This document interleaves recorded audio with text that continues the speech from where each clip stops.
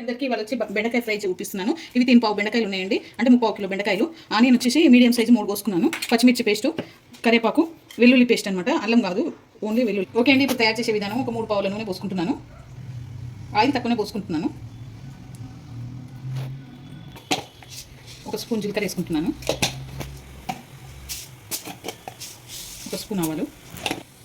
ఇప్పుడు ఆనియన్ వేసుకుంటున్నాను. ఇప్పుడు కలుపుకోవాలండి. ఇవి బ్రౌన్ కావాలండి ఆనియన్. వీటి మీద మూత పెట్టకూడదు, ఎందుకంటే జిగురు వచ్చేస్తుంది. బెండకాయకి మూత పెడితే జిగురు రాకుండా ఉండాలంటే మూత పెట్టకుండా ఫ్రై చేసుకోవాలి. ఇప్పుడు ఆనియన్ కొంచెం బ్రౌన్ అయినాయండి. దీంట్లో సగం చెంచా పసుపు వేసుకుంటున్నాను. 2 చెంచాల సాల్ట్ వేసుకుంటున్నాను.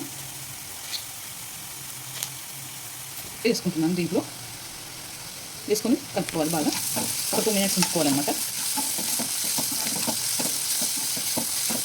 ఇప్పుడు దీంట్లోనే కరివేపాకు వేసుకుంటున్నాను.